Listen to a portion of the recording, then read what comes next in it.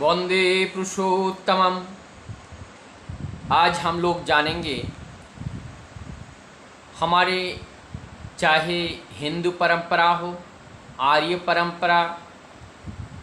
या कोई भी किसी भी प्रकार के मत अवलंबी जो अपने इष्ट या मंगल या देव देवी को केंद्र करके जो पूजा स्तुति वंदना जो कुछ भी करते हैं, ये सारे वंदना स्तुति के माध्यम से करने वाले को किसी ना किसी रूप में उनका मंगल होता है। और इस मंगल के अंदर निहित होता है भौतिक जगत के बहुत सारे शारीरिक, मानसिक, दैहिक विकृतियाँ दूर होती हैं। उदाहरण स्वरूप हम जान सकते हैं, परमदयाल श्री ठाकुर एक दिन चंद्रेश्वर दा को कह रहे हैं कि चंद्रेश्वर दा का बहुत पुराना एक्जिमा हो गया और वो एक्जिमा ठीक नहीं हो रहा है। तब वो परमदयाल श्री ठाकुर जी के पास जाके प्रणाम किए और उन्होंने इस एक्जिमा के बारे में निवेदन किए। जब इस एक्जिमा के बारे में निवेदन किए तो ठाकुर जी ने एक उपाय बताया, और वो उपाय हम लोग या आप लोग सब सुनेंगे तो एक आश्चर्य जैसा लगेगा। ठाकुर जी ने बोले हैं कि आप शिव तांडव स्तोत्रम इसको करते रहो, देखना आपका ये एक्जिमा ठीक हो जाएगा। ये परमदयाल का आशीर्वाद था। तब हमारे चंद्रेश्वर दा दूसरे दिन जाते हैं बैद्यनाथ धाम, देवघर से 3-4 किलोमीटर दूर हैं। वहाँ जाकर के शिव तांडव स्तोत्रम को ले आते हैं और ला करके उनका अध्ययन कर रहे हैं, और अध्ययन करके ये सारी बातें परमदयाल श्री ठाकुर जी को बताते हैं। तब ठाकुर जी क्या बता रहे हैं, ये बहुत जानने का विषय है, ध्यान देने का विषय है और हमें सीखने का विषय है।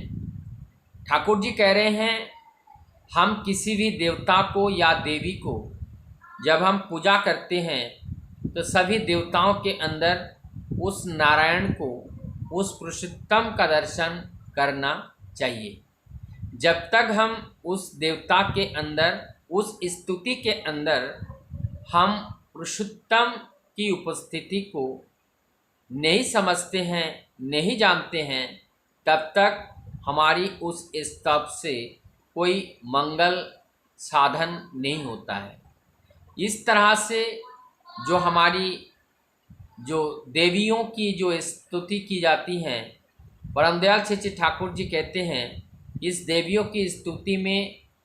वास्तव रूप से उपस्थिति हमारी जगत जननी एवं परमा प्रकृति के रूप में, नारायणी के रूप में, लक्ष्मी के रूप में,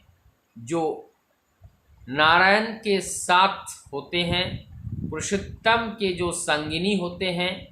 जो परमा प्रकृति के रूप में आते हैं, उनका ही कल्पना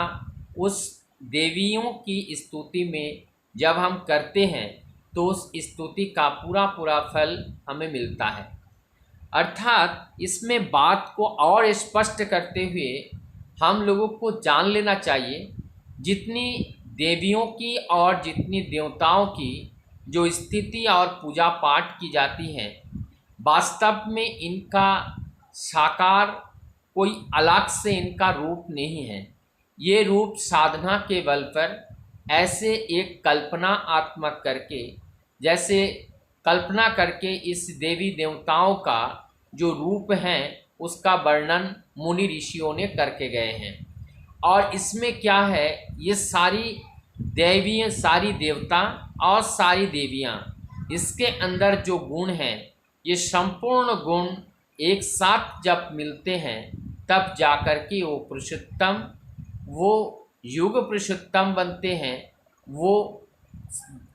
सृष्टिकर्ता सृष्टा बनते हैं और वो दृष्टा बनते हैं। और इस तरह से जब हम सब मानव तनु प्राप्त करने का जब परम सौभाग्य होते हैं, साथ साथ सद्गुरु के रूप में हम जब अपना गुरु पाते हैं और गुरु पाकर के इस देह से उनका कार्य करने का जो आशीर्वाद या जो उनकी जो दया हम पे होती है, मुझे लगता है यही मानव जीवन का सर्वश्रेष्ठ ये 3 दया हम लोगों के ऊपर होती हैं और इससे हम मानवीय गुण से भर जाते हैं। जगत पे जितने देवी और जितने देवताएं की स्तुति और जितनी गुणावली हैं, वो संपूर्ण गुणावली एक मानव के अंदर जब पूरा अर्जित कर लेते हैं, समाहित हो जाते हैं, पूर्ण हो जाते हैं,